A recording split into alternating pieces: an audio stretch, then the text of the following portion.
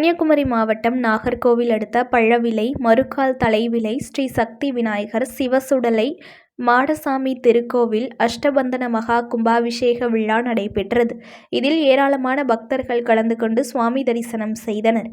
கன்னியாகுமரி மாவட்டம் நாகர்கோவில் மாநகராட்சிக்குட்பட்ட 45வது வார்டு மறுகால் தலைவிளை அருள்மிகு சக்தி விநாயகர் மற்றும் சிவசுடலை மாடசுவாமி திருக்கோவில் ஜீரண புனவர்தன அஷ்டபந்தன மகா கும்பாபிஷேக விழா சிறப்பாக நடைபெற்றது. முன்னதாக தீர்க்க சுமங்கலி பூஜை நிகழ்ச்சியில் 11வது வார்டு மன்ற உறுப்பினர் ஸ்ரீலிஜா கலந்து கொண்டு சிறப்பித்ததோடு நிகழ்ச்சியில் ஆசி வழங்க ஸ்ரீமத் சுவாமி சைத்தான் யானர்தஜி மகராஜ் ஏகத்ம ஹிந்து தர்ம வித்யாபீடம் வெள்ளிமலை கலந்து கொண்டனர்.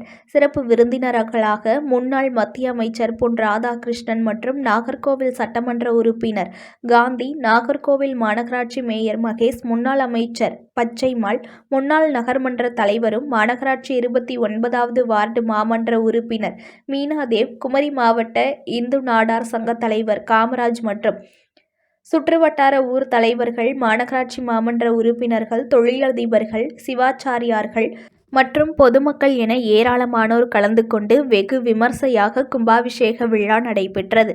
விழா ஏற்பாடுகளை ஊர் தலைவரும் 45வது வார்டு மாமன்ற உறுப்பினருமான சதீஷ், செயலாளர் பாபு, பொருளாளர் ஐயப்பன் ஆகியோர் சிறப்பாக செய்திருந்தனர். நியூஸ் ஒன் தமிழை லைக் பண்ணுங்க, கமெண்ட் பண்ணுங்க, ஷேர் பண்ணுங்க, மறக்காம சப்ஸ்கிரைப் பண்ணுங்க.